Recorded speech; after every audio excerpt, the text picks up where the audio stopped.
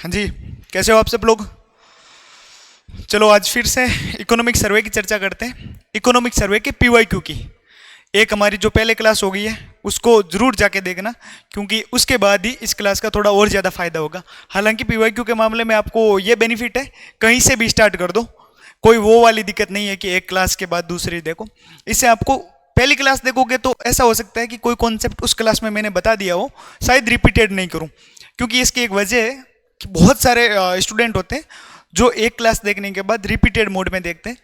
तो हो सकता है कि वो उनको फालतू में डबल रिवाइज, थोड़ा लंबा सा रिवाइज न हो, थोड़ी सा इफेक्ट तो हम बता ही देंगे। शुरू करते हैं आज की क्लास की। तो पहली तो क्लास की रिक्वायरमेंट यह है कि मेरी क्लास में जनरल तौर पे कोशिश करता हूँ कि एक भी गलती ना हो, बट जब भी कोई एक आधे फैक्ट की गलती हो जाए तो आप लोग जब पैसिव मोड में देखते हो तब तो गलतियां नहीं पता लगती, बट जब एक्टिव मोड में देख रहे हो देन उस क्लास में इतना कंसीडर किया करो कि कोई फैक्ट के मामले में गलती हो जाए। बहुत अच्छे से कुछ लोग हैं वो ध्यान दे रहे हैं, तो कुछ एक गलती हो जाती है उसको मैं पिन कर देता हूँ कमेंट पे। जब भी वीडियो कंप्लीट हो जाए, आपकी क्लास कंप्लीट हो जाए, उसके एंड में जाके आप कमेंट सेक्शन को जरूर देखो, उसमें पिन वाला कमेंट, जरूरी नहीं कि एकेडमी की तरफ से कमेंट पिन हो, हम खुद कोई गलती निकालता है उसके कमेंट को पिन कर देते हैं। तो ये बात ध्यान में रखना है, ठीक है। और उसके बाद दूसरी बात यह है कि ये क्लासेज है वो कंटिन्यू रहेगी, इसमें जितने भी क्वेश्चंस होंगे वो आपको करवा दिए जाएंगे। मैं आर्मी की तरह काम कर रहा हूँ, मतलब मेरे से जितना पॉसिबल होगा, क्योंकि डिमांड ये रहती है कि इकोनॉमिक्स आप पढ़ाओ और ये वाला पेपर सोल्व करो, वो वाला पेपर सोल्व करो। कोशिश ये है कि जो आप बोलो सारी डिमांड फुलफिल कर दें, बट थोड़ा सा इंसान तो है ही, एक रोबोट की तरह काम नहीं कर सकते, फैक्ट पढ़ने में पढ़ते हैं और उसके लिए थोड़ा सा टाइम लगता है। जितना टाइम लगता है मैं कोशिश करता हूँ फटाफट आपको जो भी रिक्वायरमेंट है वो पूरी करवा दी जाए। बात करते हैं आज की क्लास में मैंने गलती के बारे में क्यों बोला था। पिछली क्लास में एक फैक्ट में गलती हो गई, और गलती क्या हो गई, गलती के साथ दावा भी हो गया, बट वो दावा तो सेम रहेगा, दावे के फैक्ट्स बदल जाएंगे, ठीक है। दावा यह हुआ था, क्योंकि मैं हूं कोरोना के जमाने की स्टडी करने वाला है, उस जमाने में पढ़ाई शुरू करने वाला, तो उस जमाने में स्टडी को करी थी, इकोनॉमी पढ़ी थी। तो उस टाइम पे ये था कि कोरोना के समय सरकार ने इतना लोन ले लिया है कि आने वाले कुछ सालों के लिए, 15-10 सालों के लिए, केंद्रीय बजट 2025 में अधिकतम व्यय जो होगा किसी भी बजट में अगला 10-15 साल में, वो ब्याज भुगतान पर सबसे ज्यादा व्यय होगा। बट आपको यह ध्यान देना है कि अभी के मामले में 2025-26 और 26-27 के बजट के मामले में करों और शुल्क का राज्यों का हिस्सा है वो 1 नंबर पे आ गया है, ब्याज भुगतान 2 नंबर पे आ गया है। ये ह्यूमन एरर था, गलती हो गई थी, तो इसको सुधार लेते हैं, जल्दी सुधारने में फायदा है, ठीक है। आगे बढ़ते हैं अगली क्लास में, अगले क्वेश्चंस पे। दूसरा, पिछली क्लास की ये भी डिमांड थी कि आप पीवाईक्यू करो, तो पीवाईक्यू में ऐसे फैक्ट्स जो नए वाले इकोनॉमिक सर्वे के अकॉर्डिंग, बजट के अकॉर्डिंग बताए जा सकते हैं वो बता दो। हालांकि योजनाओं के मामले में ये संभव नहीं होगा, क्योंकि योजनाओं की एक डिटेल से स्टडी करनी होती है, तो वो धीरे धीरे कर रहे हैं। देन फिर भी पुरानी वाली योजनाओं की राशि आपको नहीं बताएंगे, जो नई अपडेट होगी उसके लिए अलग से बना देंगे। अभी तो अपन पीवाईक्यू को कंटिन्यू करते हैं, जो फैक्ट्स काम तुरंत बताए जा सकते हैं वो मैं बता दूंगा आज की क्लास में, ठीक है। तो एक ये सवाल था 2024-25 के सवाल था कि प्रत्यक्ष कर का सकल घरेलू उत्पाद में कितना प्रतिशत हिस्सा था, ठीक है। प्रत्यक्ष कर क्या क्या होते हैं वो सारे आपको बता दिए गए हैं कि भाई आयकर हो, निगम कर हो, मेट हो, पूंजीगत लाभ कर हो, जिसको सीजीटी बोला जाता है। प्रत्यक्ष करों के बारे में जानते हो ना आप लोग। टैक्स होते हैं एक तो टैक्स, ठीक है। टैक्स में होते हैं 2 टाइप्स, कौन से होते हैं, डायरेक्ट टैक्स, एक होते हैं इनडायरेक्ट टैक्स। प्रत्यक्ष कर और अप्रत्यक्ष कर। प्रत्यक्ष कर को सिंपल याद रखना है, किसी व्यक्ति को पकड़ा प्रत्यक्ष तौर पे, बोले भाई तू टैक्स दे, उसको बोल दिया प्रत्यक्ष कर। अप्रत्यक्ष कर का मतलब ये हो गया कि सरकार टैक्स लगाते हुए ध्यान में नहीं रखती कि हमको किसी व्यक्ति विशेष से टैक्स लेना है। सरकार बोलती है हमने एक उत्पाद पे टैक्स ले लिया, अब पार्ले जी के बिस्किट पे टैक्स लगा दिया, इस नमकीन पे टैक्स लगा दिया, इस पे कोई गरीब मजदूर खरीदे उतना ही टैक्स, या अंबानी जी खरीदे उतना ही टैक्स है, ठीक है। इस बात को ध्यान में रखना है। 1 मिनट, डाउट है क्या? ठीक है, ये एम एन, और ये वाला पार्टिकल का मास है एम। तो प्रत्यक्ष करों के मामले में क्या क्या होते हैं, जो डायरेक्ट तौर पे लगा दिया जाए तो उसमें हो गया, एक तो आयकर लगता है, आयकर आती है सबके घर पे आती है, इनकम टैक्स की रेड पड़ती है, मतलब व्यक्ति विशेष को ध्यान में रखते हुए एक तो आय पे टैक्स लग गया, मतलब आप अमीर हो तो आप पे टैक्स लग रहा है। दूसरा निगम कर, कॉरपोरेशन, जैसे Adani corporation, Ambani corporation, Tata corporation, Reliance corporation, Jio corporation, या कोई और कॉरपोरेशन मान लो, जो भी कोई अपना अपना कॉरपोरेशन होता है उस हिसाब से निगम कर टैक्स लग जाता है। एक होता है मेट। अब मेट का कॉन्सेप्ट डिटेल में तो नहीं समझोगे आप, पर minimum alternative tax, minimum alternative tax, न्यूनतम वैकल्पिक कर। इसका तात्पर्य सिंपल सा ये है कि कुछ निकम्मे टाइप के उद्योगपति होते हैं, वो बोलते हैं कि हमारे को तो घाटा ही हो रहा है हर साल, हालांकि उनको प्रॉफिट होता है, तो सरकार क्या करती है, उनको बोल देती है आप पिछले, भाई टैक्स लगता है वो इस साल पे लगता है। मेट वालों को ऐसे बोल देते हैं कि आप पिछले साल जो आपकी कुल आय थी उसका कुछ हिस्सा, या कुल आय का कुछ कुछ थोड़ा सा हिस्सा है वो टैक्स के रूप में दे दो। तो ये 15% के आसपास तय किया गया था कि आपको टैक्स तो देना पड़ेगा, या तो प्रॉफिट में रहो या लॉस में रहो। आपके प्रॉफिट तो होता है इतना हजारों करोड़, आप दूसरी कंपनी एक्वायर कर लेते हो तो आप प्रॉफिट वापस जीरो पे दिखा देते हो। आपने अक्सर सुना होगा कि बड़ी बड़ी कंपनियां ऐसे बोल देती है इस बार इतना 4,000 करोड़ का घाटा हुआ है, 5,000 करोड़ का घाटा हुआ। तो ये घाटे वाली कल्चर को, टैक्स छुपाने के लिए जो कल्चर थी, इसको समाप्त करने के लिए मेट लाया गया। एक होता है पूंजीगत लाभ कर, जिसमें शेयर मार्केट वगैरह हो गया, सारे कुछ चीजें हो गई। तो ये डायरेक्ट टैक्स हो गया। इनडायरेक्ट में आप मोटा मोटा समझते हो सर्विस टैक्स और जीएसटी, जो जीएसटी होता है अप्रत्यक्ष कर हो गया। तो सवाल अपने सामने था कि जो प्रत्यक्ष कर है वो कितना हिस्सा जीडीपी का है। भाई कुल जीडीपी है, उसमें से अपने को जो प्रत्यक्ष कर मिला है वो कितना प्रतिशत हिस्सा हो गया। डायरेक्ट जाते हैं अपन इस पे, चार्ट पे। इस चार्ट को देखो, ठीक, इसमें दो चीजें दी गई है। ये किस चीज को दिखाता है, मतलब ये वाला कलर देखो, ये दिखाता है डायरेक्ट टैक्स को, और ये दिखा रहा है इनडायरेक्ट टैक्स को। डायरेक्ट टैक्स को येलो वाला, इनडायरेक्ट टैक्स को ग्रीन वाला, ठीक है। अब यहां पे दिए हुए ईयर, तो ये वाले सालों से आपको कोई काम मतलब नहीं, आपको देखना है 2025-26 और 26-27, ठीक है। तो 25-26 क्यों देखना है, तो कभी कभी सवाल ऐसे पूछ लेते हैं कि एक तो होता है कि बजट में अनुमान करते हैं कि हमें इस बार इतना टैक्स मिलेगा, तो ये तो हो गया बजट एस्टीमेट, बीई जो होता है 2026-27 में सरकार को बजट इतना अनुमानित हमारी आय होगी, हमारी इतना व्यय होगा, ये तो होता है बजट एस्टीमेट। ये होता है एक 2025-26 का था, उसको बोलेंगे संशोधित अनुमान। जैसे इस साल हमने एक्सपेक्ट कर रहे हैं इस साल कि मान लो हमको इतनी इतनी इतनी आय होगी, अगले साल पता चला कि नहीं हुई इतनी आय, तो सरकार बोलेगी हमें भाई साहब इतनी आय नहीं हुई थी, हम इसको संशोधित कर रहे हैं, तो उसको बोला जाता है रिवाइज एस्टीमेट, जिसको आरई बोला जाता है। इसमें लिखा हुआ ना आरई, तो रिवाइज एस्टीमेट का मतलब हो गया पिछले साल जो हमने दावे किए थे वो पूरे नहीं हुए, या कम हुई या ज्यादा हुई, उसको बोला जाता है रिवाइज एस्टीमेट। तो आमतौर पर रिवाइज एस्टीमेट पे सवाल पूछ लिया जाता है आय के मामले में, क्योंकि अनुमानों पे कोई सवाल नहीं पूछेगा, आपको पूछा जाएगा कि संशोधित अनुमान क्या हुए थे। ये सवाल भी शायद संशोधित अनुमान के बारे में ही था, कितना घुमा दिया। देखो संशोधित अनुमानों के बारे में ये आपको हमेशा ध्यान रखना है। आपके सामने दोनों तरीके के सवाल आ सकते हैं कि 2024-25 के संशोधित अनुमान, सर्वे तो पूछ लेगा 25-26 का, बट आपको एक साल पहले का आपको पूछ लिया जाएगा, ठीक है। तो क्या हो रहा है इसमें संशोधित अनुमान में, कितना 6.8% कितना हो रहा है, 6.8% हो रहा है प्रत्यक्ष कर। ये हो रहा है अपने लिए 2025-26 का तो रिवाइज एस्टीमेट, जीडीपी का प्रतिशत दिखाया है, और 4.6% हो रहा है अप्रत्यक्ष कर, इनडायरेक्ट टैक्स, ठीक है। तो इनडायरेक्ट टैक्स तो है 4.6% का जीडीपी का, ये है 6.8%। ये है रिवाइज एस्टीमेट 2025-26 का, मतलब पिछले वाली साल मान लेना है, कुल मिला के ये सालों के मामले में सिंपल रखो। पिछले साल था 25-26, वो तो होगा रिवाइज एस्टीमेट, संशोधित अनुमान, संशोधित कर दिया। अनुमान क्या होगा, तो अगले साल के लिए 26-27 के लिए, तो ये कितना होने वाला है, ये 6.9%, मतलब 0.1% ये बढ़ेगा, ठीक है, अगली साल। मतलब ये अच्छी चीज है या बुरी चीज है, प्रत्यक्ष कर का बढ़ना अच्छी चीज होती है, क्योंकि ये अमीरों से टैक्स लिया जाता है, और अमीरों पे टैक्स लगाना कोई बुरा नहीं माना जाता। इकोनॉमी के सेंस में देखा जाए तो बुरा माना जा सकता है, क्योंकि इससे नवाचार प्रभावित होता है।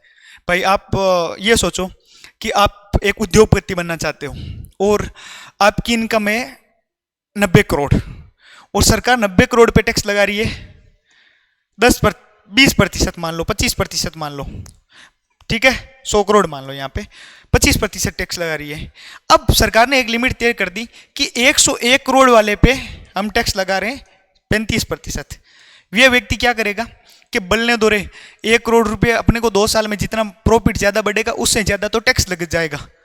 टैक्स का प्रतिशत बढ़ गया तो पहले 25 करोड़ लग रहा है 35 करोड़ लग जाएगा, 10 करोड़ का लॉस हो गया, अल्टीमेटली कोई व्यक्ति लॉस में चला जाएगा। तो वो चाहेगा कि या तो वो करप्शन के द्वारा ये पैसे को छुपाएगा या वो अपने बिजनेस को एक्सपेंड करने से बचेगा, खर्चे बढ़ाएगा, ऐसी चीजों पे खर्च करेगा, ठीक है। इसलिए बोलते हैं कि ज्यादा कर बढ़ाना भी हानिकारक होता है, पर भारत जैसी अर्थव्यवस्थाओं के मामले में ऐसा बोलते हैं कि जहां पे समाजवादी दृष्टिकोण रखा जाता है, जहां पे गरीब जनता ज्यादा है, हम जैसे लोग ज्यादा है, देन उसमें क्या होता है, प्रत्यक्ष करों का बढ़ना जरूरी है। सरकार ने भी यही किया है कि इसको बढ़ाया है। अप्रत्यक्ष कर कितना है, पिछले साल कितना था, 4.6% संशोधित अनुमान में, अगली साल कितना होगा 4.3%, मतलब बजट अनुमान है 4.3%। ये कम हुआ है, ये अच्छी बात मानी जाती है कि जीएसटी जैसे करों के माध्यम से जो धनराशि हमें प्राप्त होगी वो कम होने वाली है। तो ठीक बात है, सरकार ऐसा दावा तो कर रही है। कितने हो गए, वापिस पढ़ लेना, 6.8% तो याद रखना है, एक बढ़ जाएगा, 0.1 बढ़ जाएगा तो 6.9 हो जाएगा, ये तो हो गया प्रत्यक्ष कर। 4.6 हो गया वो अप्रत्यक्ष कर, 4.3 हो जाएगा वो इस अगली साल का अनुमान है। 4.6 से 4.3 हो जाएगा, 6.8 से 6.9 हो जाएगा। अगला ये सवाल का भी आंसर बता देते हैं कि 25-26 का राजकोषीय घाटा है, वो सवाल ने पूछा है, अपन बात कर लेते हैं 2026-27 का राजकोषीय घाटा, अनुमानित राजकोषीय घाटा। ये देखो बार बार आपके सामने अनुमानित होगा, एस्टिमेटेड फिस्कल डेफिसिट। राजकोषीय घाटा पढ़ने के लिए पिछली क्लास देखें, उसमें राजकोषीय घाटा बता दिया है, और घाटों को डिटेल में देखने के लिए आपको एक पूरा लंबा चौड़ा वीडियो बना रखा है, उसको भी जाके देखें तो आपको सारे घाटे बता देते हैं। इस बीच में ये होता है कि थोड़ा थोड़ा जो इंपॉर्टेंट वाला है वो रिवाइज हो जाएंगे। तो ये हो गया आपके सामने फिस्कल डेफिसिट, राजकोषीय घाटा। तो देखो एक आपके सामने एक सवाल कभी भी आ सकता है, कभी भी, मतलब जितना मुझे चांस लगता है कि अभी आगामी एग्जाम में आ जाएगा। तो आपसे पूछा जाए कि बजट में कितने साल के आंकड़े होते हैं, तो बजट में होते हैं 3 साल के आंकड़े, ठीक है। एक तो होता है 2024-25 का, जैसे अभी वाला बजट आया ना, उसमें 24-25 के तो आएंगे वास्तविक अनुमान, ठीक, वास्तविक का मतलब एक्चुअल्स, एकदम एक्यूरेट फैक्ट आ गए हैं वास्तविक। 2025-26 के हमें पहले तो बताएंगे बजट अनुमान, उसके बाद बताएंगे कि भाई हमने दावा किया था वो सही नहीं हुआ, तो हमें बताएंगे एस्टिमेटेड या संशोधित अनुमान, जिसको बोलते हैं बजट एस्टिमेट और रिवाइज एस्टिमेट। उसके बाद क्या बताएंगे 2026-27 का हमें क्या बताएंगे, बजट एस्टिमेट। मतलब जो साल चल रहा है, अभी जैसे 26 में बजट आया तो 26 के लिए क्या होगा, बजट का अनुमान होगा। 25 के लिए क्या होगा, पहले तो बताएंगे कि बजट का अनुमान, और साथ में बता देंगे कि ये अनुमान थे, ये संशोधित अनुमान हो गए। उससे पहले वाले साल के बता देंगे हमें एक्चुअल परिणाम, कि भाई संशोधित में भी कुछ संशोधन होकर वास्तविक अनुमान बन जाएंगे। इसलिए ये सबसे परफेक्ट आंकड़े माने जाते हैं। आंकड़ों की दृष्टि से, महत्व की दृष्टि से ये सबसे ज्यादा महत्व माना जाता है। थोड़ा बहुत अनुमानों को भी ध्यान में रखना चाहिए। अब आपको राजकोषीय घाटे के तीनों देखने हैं। तो बजट अनुमान के अकॉर्डिंग राजकोषीय घाटा कितना होने वाला है 2026-27 में, वो है 4.3%। किसका प्रतिशत होता है ये, जीडीपी का। हमारी कुल जीडीपी है उसका प्रतिशत होता है राजकोषीय घाटा। मान लो जीडीपी है 100 रुपये, तो ऐसा मानेंगे फिजिकल डेफिसिट होगा वो 4.3 रुपये होगा, ठीक है। और पिछले साल का संशोधित अनुमान आपको देख लेना है, वो कितना होगा 4.4, इतना ही आपको देखना है, ठीक है। ये दोनों फैक्ट से आपका काम चल जाएगा, रट लेना है, रट लेना है, रट लेना है। 4.4 होगा पिछले साल का, और इस साल 0.1 कम होकर 4.3 बन जाएगा, ठीक, समझ में आ गया। उसके बाद आता है राजस्व घाटा। राजस्व घाटा क्या होता है, राजस्व आय माइनस राजस्व व्यय। राजस्व आय क्या होती है, 2 तरीके की आय होती है। एक तो होती है राजस्व आय, सरकार के शुरू से बताते हैं बजट डॉक्यूमेंट, बजट में एक तो होता है आय, एक होता है व्यय। आय में क्या होती है, आय में 2 तरीके की आय होती है, राजस्व आय और पूंजीगत आय, रेवेन्यू इनकम, और एक होता है कैपिटल इनकम। रेवेन्यू इनकम ऐसी इनकम होती है जो बार बार बार इनकम होती है और सरकार को लौटानी नहीं पड़ती। जैसे अभी आपको थोड़ी देर पहले बताया था टैक्स के द्वारा होने वाली इनकम, ठीक है। एक तो होती है टैक्स के जो टैक्स से इनकम हो रही है सरकार वो वापस लौटाती है तो नहीं लौटाती, तो होगी राजस्व आय। टैक्स में एक और भी होती है, नॉन टैक्स वाली होती है गैर कर राजस्व भी। गैर कर राजस्व में जैसे एक फैक्ट्स में बता दूं आपको कि आरबीआई किसकी कंपनी है, सरकार की। तो आरबीआई ने कुछ कमाई की तो उसमें कुछ हिस्सा सरकार का हो गया। सरकार ने किसी व्यक्ति को पुराने जमाने में किसी देश को ब्याज लोन दिया था, उसके द्वारा जो ब्याज मिला, डिविडेंड मिला, इंटरेस्ट मिला, तो वो क्या हो गया, वो ब्याज हो गया। तो वो टैक्स का हिस्सा तो नहीं है पर वो ब्याज मिलने वाला भी होगा, ब्याज साल साल साल हर साल मिलता है, तो भी वो भी राजस्व आय होगी। तो ये तो होगी राजस्व आय। अब राजस्व व्यय क्या हो गया, ऐसा व्यय सरकार के जो बार बार होता है। जैसे कर्मचारियों को आप जैसे कुछ बनोगे तो आप सरकार आपको पैसा देगी, जैसे केंद्र सरकार के आप कर्मचारी बनोगे तो आप सरकार आपको क्या देगी, पैसा देगी। तो आपके पैसे से क्या होगा, आपको एक तो हर महीने पैसा देना पड़ेगा, आपकी सैलरी भी देनी पड़ेगी, आपको पेंशन भी देनी पड़ेगी। दूसरी चीज, आपसे कोई पूंजीगत परिसंपत्ति का निर्माण नहीं होता। इसकी परिभाषा में ऐसा बोला जाता है, राजस्व आय और राजस्व व्यय में ऐसा फर्क होता है कि राजस्व आय अच्छी होती है, राजस्व व्यय बुरा होता है। मतलब एक सेंस में बुरा माना जाता है कि इससे कोई पूंजीगत परिसंपत्ति नहीं निर्मित होती। समझाऊं आपको थोड़ा सा?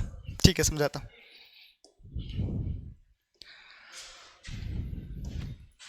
ये होता है आपका बजट, ये होती है ना बजट की। तो एक तो बजट में क्या हो गया, आय। भाई कुछ तो आय होगी ना, बजट किसका डॉक्यूमेंट है? हाँ, जितना पैसा आया उसको खर्च कर देना इस बजट, ये हो गया व्यय या एक्सपेंडिचर, खर्चा होना।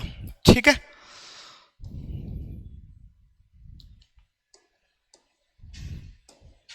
आय में क्या हो गई, आय में एक आय हो गई जिसको बोला जाता है राजस्व आय और रेवेन्यू इनकम। ठीक है, एक होती है पूंजीगत आय, कैपिटल इनकम।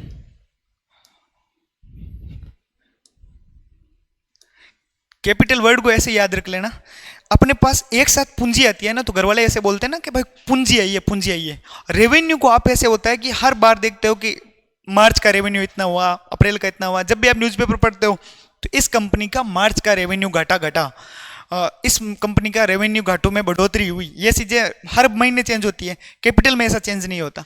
वे में भी होता है राजस्व वे और पूंजीगत वे। शॉर्ट में 1 मिनट में बताते हैं आपको, मात्र 1 मिनट में। तो राजस्व का मतलब हो गया बार बार होने वाली आय।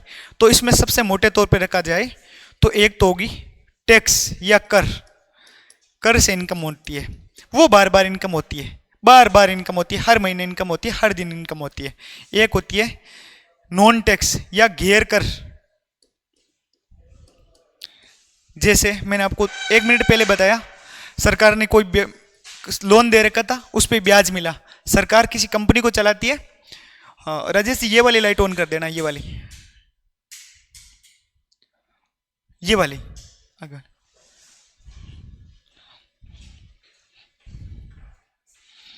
तो इसमें जैसे सरकार आरबीआई है तो आरबीआई में कुछ प्रॉफिट का हिस्सा है वो सरकार का होगा। ठीक है, उसके अलावा सरकार को कुछ उपहार वगैरह मिल रहे, ऐसी कुछ राशि अनुदान भी मिल रहा है, ग्रांट भी मिल रही है, जो लौटाना नहीं है, बार बार हो रहा है, तो उसको बोला जाता है नॉन टैक्स। पूंजीगत में क्या हो गया, एक तो होता है आप अमीर कैसे हो सकते हो। अमीर होने के 2 तरीके हैं, आप अपने पर्सनल लेवल पे सोचो। एक तो आपने कर्जा ले लिया तो आपको ढेर सारा पैसा मिल गया, बट उसको तो बोला जाएगा कर्ज।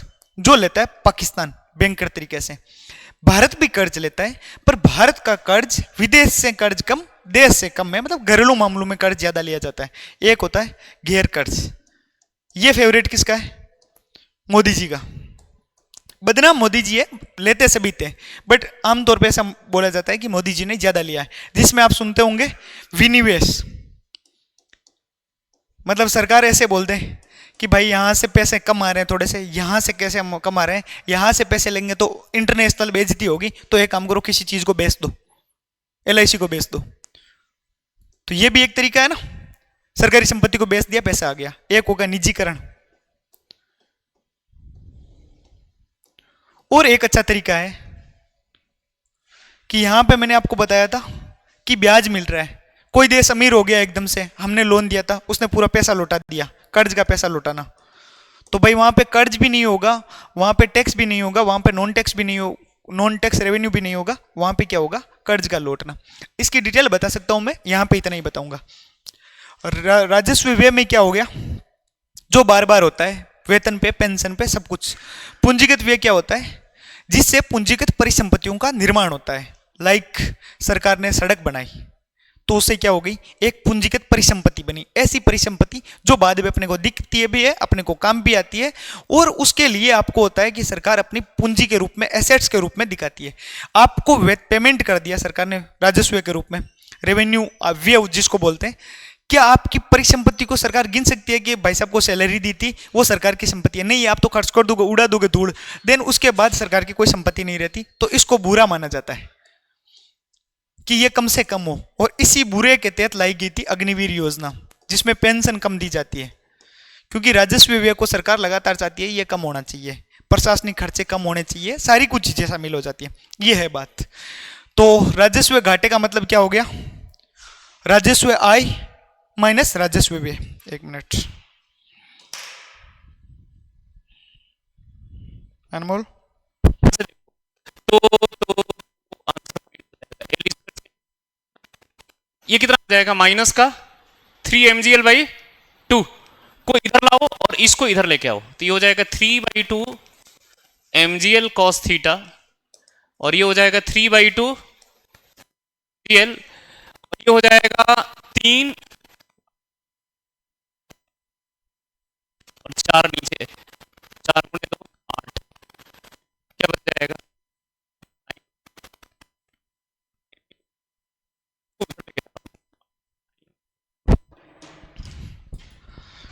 तो ये हो गया राजस्व आय माइनस राजस्व व्यय बराबर क्या हो गया, राजस्व घाटा, जो कि होता रहता है कि भाई राजस्व आय तो कम हुई, राजस्व। अब राजस्व घाटे को आपको याद रख लेना है, ठीक है। राजस्व घाटा कितना हो रहा है, जीडीपी का 1.5% पिछले साल था, 1.5% इस साल है। आपको फैक्ट देख पढ़ने में कोई दिक्कत नहीं होगी, क्योंकि सेम है, 1.5% भी अनुमान किया था, और ये सब कुछ चीजें अनुमान के अनुसार हो रही है। प्रभावी राजस्व घाटा, ठीक है, तो वो कितना है, 0.6% बजट संशोधित अनुमान के अनुसार, और इस साल का अनुमान है 0.3%। तो प्रभावी राजस्व घाटा क्या होता है, तो बता देते हैं। प्रभावी राजस्व घाटे का मतलब कुल मिला के सरकार ऐसे बोले कि घाटा तो राजस्व घाटा माना जा रहा था, पर ऐसा राजस्व घाटा जो, जैसे मान लो कि इसके अंदर अपन क्या बना रहे थे, सड़क बना रहे थे, तो सड़क की मरम्मत के लिए जो खर्चा हुआ, ऐसा खर्चा जो पूंजीगत परिसंपत्ति के लिए ही वापस हो रहा है। सड़क बना दी तो बार बार हर साल खर्चा होगा, एक साल तो खर्चा होगा नहीं। उसके बाद फॉर एग्जांपल मान लो कि कुछ भी विनिर्माण किया, निर्माण किया, उसके हर साल देख रेख के लिए जो खर्चा हो रहा है, उसको हम काउंट तो राजस्व में कर रहे हैं, हर साल खर्चा हो रहा है, पर वो एक्चुअल में राजस्व खर्चा नहीं है, वो है तो पूंजीगत का पार्ट। तो सरकार बोलती है राजस्व में से ये पूंजीगत का साल टू साल खर्चा हो रहा है। जैसे हम यहाँ पे एक चेयर लाए, तो चेयर को हम किस में काउंट करेंगे, चेयर का खर्चा पूंजीगत में, और बार बार किसी को सैलरी दे रहे हैं, उसको किस में काउंट करेंगे, राजस्व में। पर मान लो चेयर का एक पाया टूट गया, चेयर थोड़ी सी हल्की सी टूट गई, उसको ठीक कराने में हर साल में थोड़ा थोड़ा खर्चा आ रहा है, जो काउंट तो राजस्व में हो रहा है, पर एक्चुअल में किसका काम आ रहा है, इसकी मरम्मत में। तो सरकार का मानना है कि प्रभावी राजस्व घाटा बराबर राजस्व घाटा माइनस पूंजीगत परिसंपत्तियों के लिए काम में आने वाली चीजों के लिए, जो पूंजीगत परिसंपत्तियों को ठीक करने में काम आता है, तो ये कम होता है। तो आपके सामने सवाल है, क्या प्रभावी राजस्व घाटा हमेशा राजस्व घाटे से कम होता है? बिल्कुल, प्रभावी राजस्व घाटा हमेशा राजस्व घाटे से कम होता है, ठीक है, इसकी गारंटी ले सकते हैं। अब इकोनॉमी में ऐसी गारंटी तो आमतौर पे ऐसा होता है कि 100% तो नहीं लेनी चाहिए, बट 99.99%। क्यों? हो सकता है ये घोषणा करके ऐसे टेबल बिक जाए कि अगली साल इसका पेड़ तो टूट जाए, पर पेड़ मोदी जी तोड़ दे, इसका टेबल को बैठ दें, तो इसका भाव बढ़ जाए। तो 100% गारंटी इसमें नहीं है, पर इकोनॉमी में ऐसा बोलते हैं कि 100% पे कुछ नहीं खेला जाता, 99% पे खेलना चाहिए। किसी भी चीज में 100% जनरल तौर पे नहीं माना जाता, क्योंकि प्रभावी राजस्व घाटा तो हम ठीक मान रहे थे, पर टूटने के बाद उसकी मरम्मत से भाव बढ़ा दिए कि मरम्मत करने वाला कोई मैकेनिक आप जैसा योद्धा हो, और उसका मार्केट में इतने वैल्यू हो कि यहाँ पे उसको ठीक करवा के लाए और उसके भाव बढ़ा दिए हो। प्राथमिक घाटा क्या होता है, ये भी याद रख लेना, ये बहुत इंपॉर्टेंट है आजकल। ये है पिछले साल 0.8% था अनुमान इस साल है कि 0.7%। चारों की चीज़ों को स्क्रीनशॉट ले लेना, मैं शेयर कर दूंगा टेलीग्राम ग्रुप पे। बजट के डॉक्यूमेंट को ठीक तरीके से शेयर कर देंगे, आपको दिक्कत नहीं होगी। प्राथमिक घाटा क्या होता है कल वाली क्लास देखोगे तो समझ आ जाएगा, जरूर जाके देखना है, आज नहीं बताएंगे।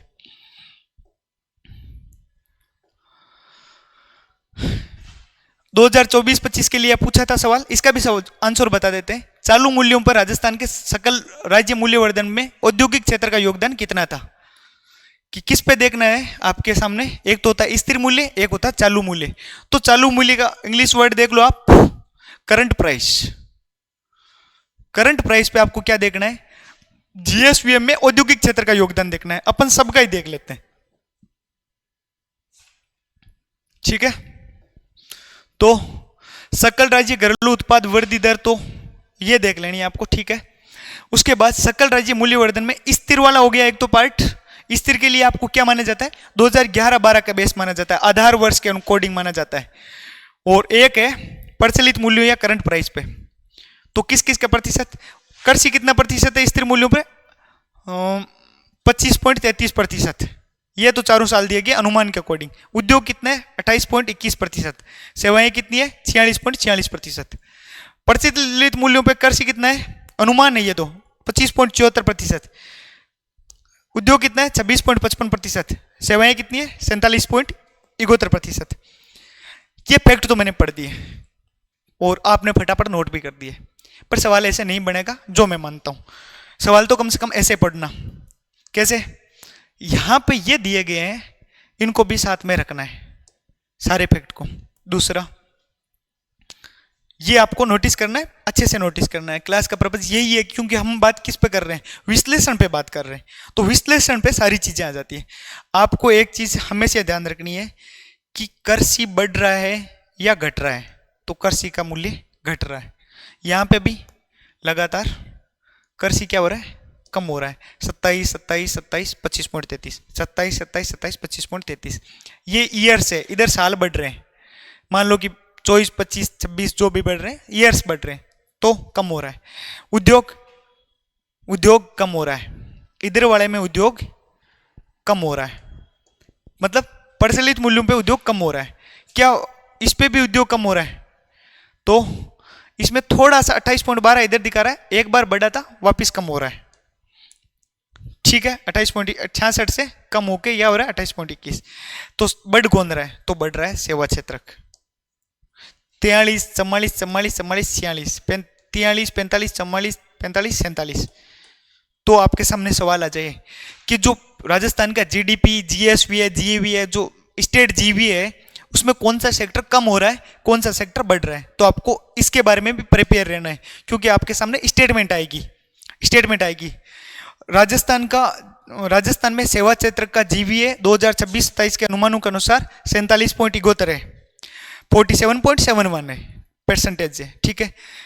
दूसरा स्टेटमेंट, राजस्थान में पिछले 3 लगातार सालों से या पिछले 5 सालों से लगातार सर्विस सेक्टर का जीवीए बढ़ रहा है।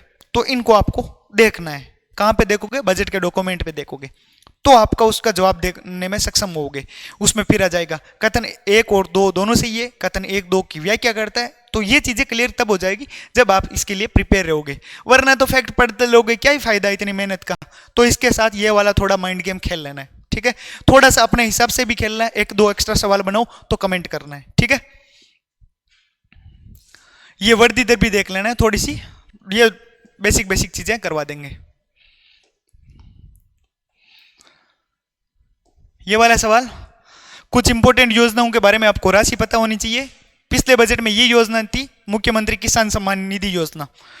तो क्या आपको सब योजनाओं की राशि पता होनी चाहिए? नहीं, आपको सब योजनाओं की राशि नहीं पता होनी चाहिए। आपको उस योजना की राशि पता होनी चाहिए जिस योजना के बारे में मैं बताता हूं आपको, किसके बारे में आपको राशि पता होनी चाहिए। फरवरी में बजट आया है और आप अगर रेगुलर न्यूज़पेपर पढ़ रहे हो तो आप मार्च और अप्रैल तक, अगर आपका एग्जाम जब तक है, वहां तक जो योजना चर्चित हो रही है लगातार, उनकी राशि आपको 100% पता होनी चाहिए, एकदम एक्यूरेट पता होनी चाहिए।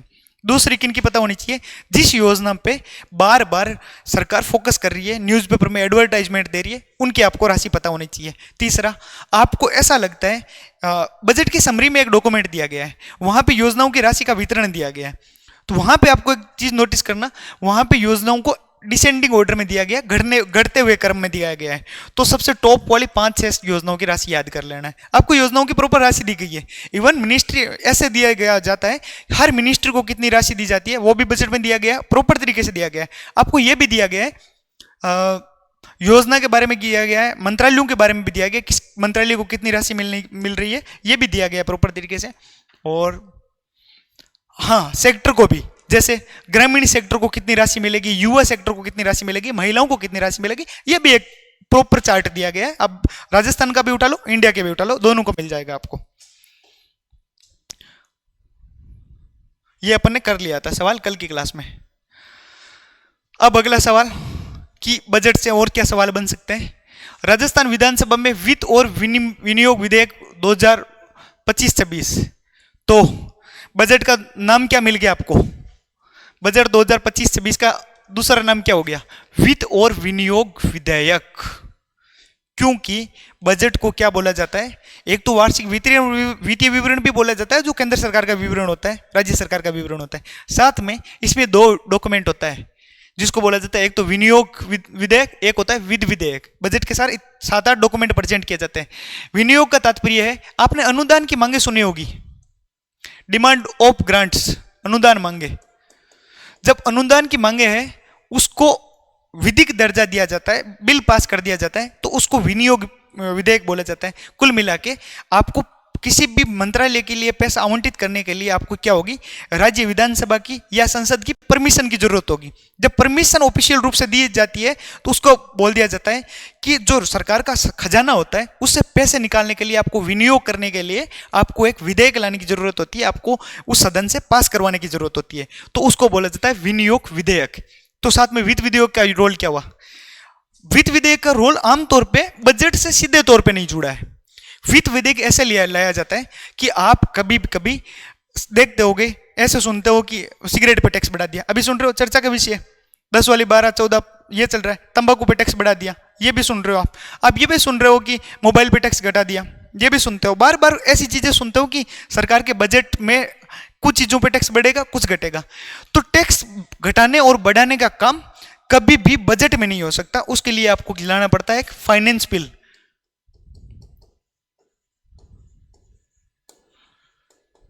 बजट में प्रॉपर तरीके से अनुदान की मांगे हैं, उसके भीतर टैक्स को बढ़ा या घटा नहीं सकते आप।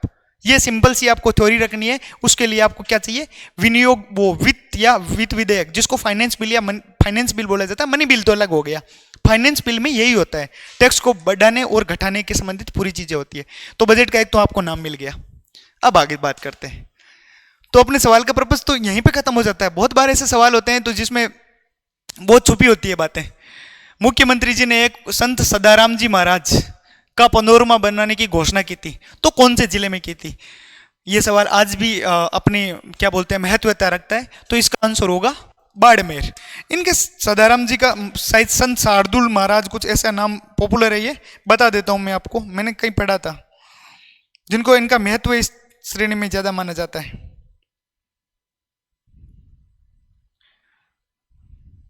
शार्दुल संत बोला जाता है और इनका जैसलमेर में हुआ था। सॉरी, फैक्ट में चेक कर सकते हो। राजस्थान के जीके के मामले में मुझे बहुत ज़्यादा श्योरिटी 100% वाली दावे नहीं करता मैं बार बार, क्योंकि बहुत ज़्यादा फैक्ट है इनके मामले में। जैसलमेर में इनका पेनोरमा स्थापित किया गया। इनको शार्दुल संत बोला जाता है, शार्दुल संत। तो आपको एक तो फैक्ट मिल गया, सदाराम जी महाराज को शार्दुल संत भी बोला जाता है। साथ में ये हिंदू और मुसलमानों के लिए समान रूप से पूजनीय है। इतना सा फैक्ट काम में लेना है आपको। अब आपकी सेंट्रल बजट 2025-26 के बारे में सवाल आ गया। आपको फैक्ट्स से ज्यादा काम के नहीं है, फिर भी बता दूंगा, बट आपको ध्यान रखना है कि सवाल कैसे बनते हैं, उस बात पे आपको प्रॉपर फोकस रखना है कि जो भी योजना पे सरकार उछल उछल के बता रही है उनको किस तरीके से आपको पढ़ना है। केंद्रीय बजट 2025-26 में परमाणु ऊर्जा के बारे में निम्नलिखित कथनों पर विचार कीजिए। तो ऊर्जा वाले सेक्टर में आपको तीन चीजें पता होनी चाहिए, सोलर एनर्जी, पवन ऊर्जा और परमाणु ऊर्जा। इनके बारे में आपको रेडी रहना चाहिए और थोड़ी सी डिटेलिंग जितनी पता हो उतना अच्छा है, क्योंकि ये डिटेलिंग देख के आपको लग रहा है कि कैसे सवाल पूछते होंगे। ये आपके आरपीएससी के किसी पेपर का सवाल है, कोई भी यूपीएससी सीडीएस ऐसा कोई पेपर नहीं, आरपीएससी का सवाल है। ठीक है, पहला ऑप्शन हो गया, ऊर्जा सुरक्षा और स्थिरता प्राप्त करने के लिए परमाणु ऊर्जा को एक महत्वपूर्ण घटक के रूप में मान्यता देते हुए सरकार ने विकसित भारत के लिए परमाणु ऊर्जा मिशन की शुरुआत की। इतनी लंबी स्टेटमेंट है कि परमाणु ऊर्जा को महत्वपूर्ण माना है। यहां पे मिशन लॉन्च हो नहीं हो, ये लाइन हमेशा लगभग यही होगी, क्योंकि जब सवाल आ ही रहा है इसका मतलब कुछ तो महत्व होगा, इतनी दूर तो सही होगी। उसके बाद परमाणु ऊर्जा मिशन, जनरल तौर पे स्टेटमेंट में बता रहा हूं कि स्टेटमेंट बनने का पर्पज ये होगा कि इस सवाल की सबसे बेसिक लाइन ये होगी, परमाणु ऊर्जा मिशन होगा। इसका नाम ऊपर नीचे थोड़ा बहुत हो तो कोई बात सोचे भी, ये हो सकता है पिछले साल के बारे में दिया हो तब भी दिक्कत हो कि भाई बजट कौन से बजट का दिया गया हो, बट इन्होंने खुद बोल दिया केंद्रीय बजट 25-26 के बारे में। दूसरा ऑप्शन पढ़ोगे देन आपको पहला ऑटोमेटिक लगेगा कि पहला तो क्लियर है, सरकार ने परमाणु ऊर्जा को मान्यता दी, उसके लिए एक मिशन लॉन्च किया, ये बात तो सही हो गई, ऑटोमेटिक एलिमिनेशन मेथड भी हो गया। दूसरा, भारत सरकार लघु रिएक्टर्स, परमाणु ऊर्जा के लिए दो तरीके के रिएक्टर्स होते हैं, एक तो लघु रिएक्टर्स, एक बड़े रिएक्टर्स, बिग रिएक्टर्स। जैसे आप कुंडन कुल्लम जैसे वो मद्रास वाले हो और राजस्थान का रावत बाटा हो, तो ये तो हो गए बड़े संयंत्र। इनसे छोटे संयंत्र बने उनको लघु रिएक्टर्स बोला जाता है। विकसित करके सक्रिय रूप से अपने परमाणु ऊर्जा क्षेत्र का विकास कर रही है बीएसआर। बीएसआर क्या हो गया? लघु रिएक्टर्स, 440 मेगावाट के दाब वाले भारी जल रिएक्टर है, जिनका एक प्रमाणित सुरक्षा और प्रदर्शन रिकॉर्ड है। तो आपके सामने यहाँ पे अवेयर रहना है, तो यहाँ पे भारी की जगह हल्के जल बोला जाता है, शुष्क जल बोला जाता है। ये यहाँ पे इस वजह से ये ऑप्शन गलत हो जाता है। यहाँ तक पूरा फैक्ट होता है कि 440 मेगावाट भी बात सही है और ये भारी जल वाली बात गलत है। अभी के लिए ये याद रखना जरूरी नहीं है, मैं बता इसलिए रहा हूं कि इस तरीके का सवाल बन जाता है। तो बी सही नहीं है, इसमें केवल कथन एक सही है। जो भी आपका परमाणु ऊर्जा का मिशन हो आपको याद रखना है। राजस्थान बजट 2025-26 के अंतर्गत राज्य को अक्षय ऊर्जा किसको बोलते हैं? रिन्यूएबल एनर्जी के क्षेत्र में आगे ले जाने के लिए निजी क्षेत्र के माध्यम से वर्ष 2025-26 में कितना ऊर्जा उत्पादन प्रारंभ किया जाना प्रस्तावित है। तो आप क्या पढ़ते हो? रिन्यूएबल एनर्जी होती है, नवीकरणीय जो ऊर्जा होती है, उसमें क्या क्या पढ़ते हो?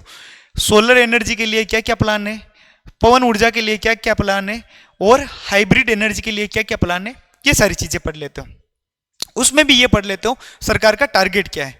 बट सवाल पूछा है कि सरकार ने बजट में ये बोला था कि निजी क्षेत्र, प्राइवेट सेक्टर भी कुछ सोलर एनर्जी, कुछ विंड एनर्जी क्या बोलते जनरेट करे, तो उसके लिए क्या मतलब उन्होंने अनुमान किया था।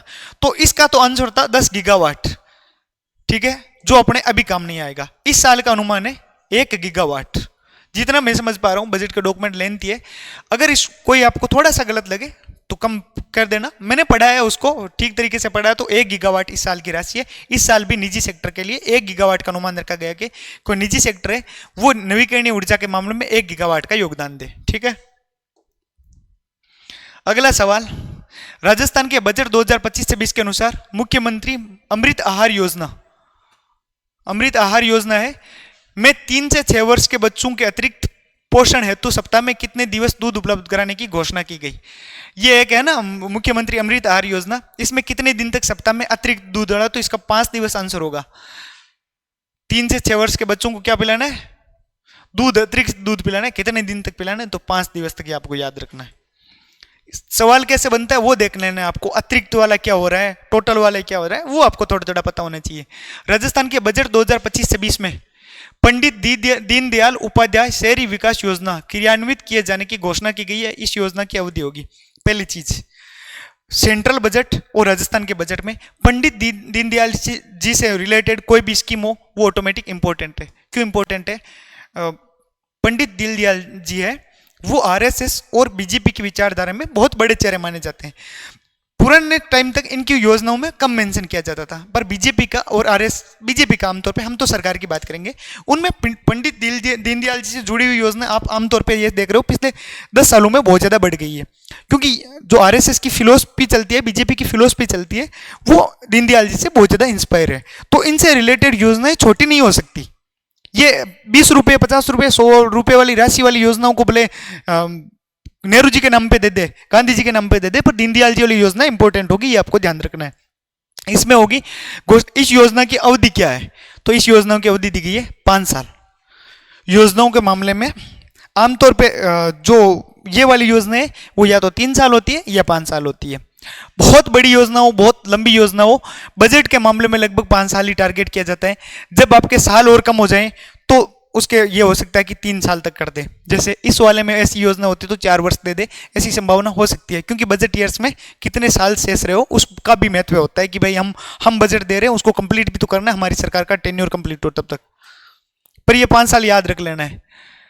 राजस्थान के बजट 2000 उसका इंटेंशन इतना सा था कि दीनदयाल जी से जुड़ी हुई योजनाओं के बारे में आपको अच्छे से याद रखना है, ठीक है। बजट 2025-26 में मुख्यमंत्री युवा रोजगार प्रोत्साहन योजना के जो मुख्यमंत्री जी ने क्या दिया है, युवाओं को रोजगार के लिए प्रोत्साहन किया है, प्रारंभ करने की घोषणा की है। इसमें पात्र युवाओं को एक बार ये सहायता के रूप में दी जाने वाली राशि है, तो राशि याद करने की जरूरत नहीं है, पिछले साल की योजना है, अगर रखना ही याद रख जाओ तो 50,000 रुपये रहे। दूसरी चीज ये होगी, मुख्यमंत्री जी के नाम से जो जुड़ी हुई योजना है वो भी ठीक तरीके से इंपॉर्टेंट हो जाती है, क्योंकि बड़ी बड़ी योजनाओं के नाम ऐसे रखे जा रहे हैं, बाकी तो छुटपुट योजनाएं हैं वो तो खैर ऐसे चलती रहती है। फिर भी आपको कुछ योजनाओं की राशि याद नहीं रहे तो बहुत ज्यादा हेडेक नहीं लेनी है। इकोनॉमिक सर्वे की मैं बोल रहा हूं, आपको पता होना चाहिए इकोनॉमिक सर्वे के कॉन्सेप्ट्स के बारे में। आपको फिस्कल डेफिसिट एक बार पता लग जाएगा, आप सवाल गलत नहीं करोगे। आपको प्राइमरी डेफिसिट, गलती कहाँ नहीं होनी चाहिए, गलती वहां नहीं होनी चाहिए जहां पे कोई भी एरा गैरा भी सही करके आ रहा है। वहां पे अगर आप गहन अध्ययन कर रहे हो उसके बाद बोलोगे कि मैंने तो जीबीए गलत कर दिया, वहां पे गलती नहीं हो। आपको कोई डेप्थ वाली योजना है, पीछे जो भारी जल रिएक्टर 440 मेगावाट था वो सवाल गलत करके आके भी सुकून मिल सकता है कि चलो यार कोई बात नहीं, इतना अच्छे से तो नहीं पढ़ा था, इतना टाइम तो नहीं दिया था। बट जब आप पहले पेज की चीजें गलत कर दोगे तो रिग्रेट है भाई, और रिग्रेट नहीं होना चाहिए। फेल होना मंजूर है, रिग्रेट वाला पार्ट नहीं चलना चाहिए। और दूसरी बात, कोई भी कमेंट है वो मैटर करता है, पर 40% वाला कमेंट कोई नहीं करेगा। कोई टीचर का मिशन होगा 40% वाला, हमारा तो मतलब क्यों टारगेट लेना है 40% वाला, 80% लाओ, रैंक वाला टारगेट रखो भाई।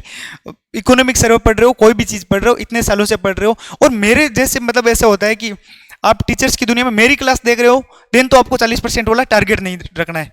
इसमें मेरे लिए वो प्राउड वाली बात नहीं है कि मैं खुद को साबित कर रहा हूं, मैं आपके लिए बोल रहा हूं। मतलब इस भाग दौड़, इस मायावी संसार के बीच अगर आप एक नए स्टूडेंट को, टीचर को मौका दे रहे हो जिसमें आप सोचते हो कि कुछ तो अच्छा पढ़ा रहे, कुछ क्रिएटिव पढ़ रहे हैं, इसका मतलब आप एक एक्टिव स्टूडेंट हो। और आप एक्टिव स्टूडेंट हो, इस बात के साथ ही साबित हो जाता है कि आप 40% को टारगेट मत करो। तो अगर आप सच में एक्टिव हो, जैसे मैं डिकोड प्रोग्राम में बार बार देख रहा हूं कि बहुत सारे अच्छे स्टूडेंट हैं जिनको बहुत अच्छा नॉलेज है, वो एक गलती भी पकड़ते हैं, वो मेरी क्लास को एंड तक देखते हैं, क्योंकि वो गलती एंड में भी होती है। तो फिर आपके फेल होने का 40% वाला टारगेट लेना ही नहीं है। 40% का टारगेट नहीं लेना है तो बेसिक गलतियां नहीं करनी है, बेसिक गलतियां नहीं करनी है। रिपीटेड बता रहा हूं, ऐसी गलतियां नहीं करनी है कि आपके सामने सवाल दिया और उसमें सवाल में आंसर दिया और वो आप एकदम पूरा युद्ध बना के गए हो और वहां पे वो गलती कराओ, तो वो वाला आपको ध्यान रखना प्रॉपर तरीके से। स्टडी को स्टडी रखो भाई, युद्ध मत बनाओ, बहुत ही चिल रखो, कोई ऐसी दिक्कत नहीं। ये वाला सपना मत रखो कि आज संघर्ष होगा, कल संघर्ष होगा, परसों अच्छा होगा। परसों भी अच्छा नहीं होगा, कुछ नहीं होता अच्छा। क्या मतलब क्या कर लोगे ऐसा? आज भी खुश रहो। पढ़ते टाइम में ऐसा होना चाहिए कि मजे से पढ़ रहे हैं, नहीं पढ़ने का मन कर रहा है तो आधा घंटा रेस्ट कर लो। पास तो initially movement of inertia disc का क्या होगा? तो यही वाली बात है, ऐसे वाले पार्ट को कम रखो थोड़ा सा कि कल अच्छा होगा, परसों अच्छा होगा, युद्ध भूमि पर लड़ना है। क्यों लड़ना है? मत ही रखो। ये वाला एंजॉय करो, अच्छे से पढ़ाई को एंजॉय करो। पढ़ाई नहीं हो रही है, थोड़ा सा अपने को टाइम दो। 30 पे टाइम नहीं दे रहे हो तो कम से कम मूवी को टाइम दे रहे हो, कुछ भी कर रहे हो, कर सकते हो, कुछ भी ऐसी दिक्कत नहीं। दुखवादी होना मतलब अपने आप की दिनचर्या है। दुखवादी एक दर्शन है फिलोसफी में, दुखवाद। तो उसमें यह बोला जाता है कि जो इंसान ये सोचता है कि भविष्य अच्छा है, वो सबसे बड़ा दुखवादी माना जाता है। टारगेट सोच लो, आज आप जयपुर में तैयारी कर रहे हो, 6 महीने बाद आप टीचर बन जाओगे, किसी गांव में पड़े रहोगे, खूब सैलरी आएगी, गांव में मान सम्मान होगा, बट एक दुख ये होगा कि आप दूर होगे, आपका दुख होगा कि यार जयपुर में तो ठीक था, शाम को टाइम तो थोड़ा बहुत अच्छा माहौल था, चाय की थड़ी पे दोस्तों के साथ बैठ सकते थे, सारी चीजें दुखवाद की है। एक स्टेटस चेंज होगा तो दूसरा दुख होगा। दूसरा वही आदमी है जो यहाँ पे भी इंजॉय करना जानता है, वो जॉब करके भी इंजॉय करना जानता है। मैं शायद उस कैटेगरी में नहीं बोलता हूँ कि इंजॉय करना जानता हूँ, पर मैं बहुत सारे लोगों को जानता हूँ जो मजे मजे से ऐसे बोलते हैं कि भाई ठीक है चल रहा है ना, अच्छा ये क्या दिक्कत है, मतलब क्यों दुखी होना है, 8 घंटे पढ़ लिए, कोई 9 पढ़ के दुखी है, वो 8 घंटे पढ़ के भी खुश है। तो ठीक है, पढ़ाई को युद्ध भी में नहीं बनाना है, अपनी पढ़ाई को एंजॉय रखो, चिल रखो, उससे बहुत ज्यादा सवाल एक्स्ट्रा सही हो जाएंगे। ठीक है, आगे बढ़ते हैं। ये काम का सवाल है, बजट में क्या क्या जो घोषणाएं है, ये तारामंडल, ये ऐसी चीजें होती है ना। राजस्थान सरकार के बजट 2025-26 के अनुसार निम्नलिखित में से किन स्थानों पर डिजिटल तारामंडल स्थापित किया जाएगा? तो आपके सामने ऑप्शन है, अलवर में किया गया था, अजमेर में घोषणा की गई थी, बीकानेर में की गई थी, कोटा में की गई, तो किसमें नहीं की गई थी? एबीसीडी चारों है ना, उपरोक्त सभी चारों में डिजिटल तारामंडल की घोषणा की गई थी। ये वाले सवाल काम आते हैं। डिजिटल तारामंडल या किसी कोई डिजिटल यूनिवर्सिटी, डिजिटल प्रोग्राम जो आज की जनरेशन, मतलब आज को टारगेट करते हैं। जैसे इस बजट की घोषणा के बाद एआई से रिलेटेड कहीं पे प्रोग्राम लॉन्च किया गया है, वो आपको पढ़ना है, ठीक से पढ़ना है। एआई के लेके मिशन किसी यूनिवर्सिटी में रखा गया है, उसको अच्छे से रखना है। जो सरकार के माइंडसेट से मैच होता हो, सरकार की जो प्लान चल रहे हैं साल भर, उसके माइंड से मैच रख रहा हो, तो उसको ज्यादा अच्छे से पढ़ना है। कुछ ऐसी चीजें होती है जो खुद सरकार इंटरेस्ट लेती है, मुख्यमंत्री प्रधानमंत्री इंटरेस्ट लेता है, वो चीजें महत्वपूर्ण हो जाती है। जैसे आज मन की बात प्रोग्राम आज इंपॉर्टेंट नहीं है, बट जब शुरू हुआ था तो उस साल 1 साल तक लगातार मन की बात के रिगार्डिंग कोई सवाल पूछे जा रहे थे। अब पंचवर्षीय योजनाओं पे सवाल नहीं पूछे जाएंगे, कम पूछे जाएंगे, क्योंकि वो सरकार के इंटरेस्ट का सब्जेक्ट नहीं है। वीबी राम जी के बारे में, बीजी क्या था, वीजी राम जी, ठीक है, उस स्कीम के बारे में आपको पूछा जाएगा। सरकार का इंटरेस्ट ये रहता है ना, सरकार का फेवर मैटर करेगा, तो आपको स्टार सिस्टम से पढ़ाई करनी है कि किसको 5 स्टार देना है, किसको 1 स्टार देना है। राजस्थान बजट के अनुसार विश्वकर्मा युवा प्रोत्साहन योजना के लिए निम्नलिखित कदमों पर विचार कीजिए। इसके बारे में आपको है कि एक योजना है विश्वकर्मा युवा प्रोत्साहन योजना, विश्वकर्मा वाले जो स्किल्ड युवा है उनके लिए योजना है। 2 ऑप्शन दिए गए हैं, दोनों में आपको क्या क्या योजना के बारे में पता होना चाहिए। एक तो योजना के बारे में राशि पता होना चाहिए, दूसरा कितने प्रतिशत ब्याज सब्सिडी है वो पता होना चाहिए, तीसरा बजट में कितना प्रावधान किया है। तीनों चीजें नहीं बताऊंगा क्योंकि ये बजट में चेंज हो गई है, इस वाले में तो नहीं भी चेंज हुई है तो अब काम की नहीं रही है, ठीक है। पर आपको 3 चीजें पता होनी चाहिए। ऐसे सवाल पूछे जा रहे हैं इसलिए सामने रख दिया।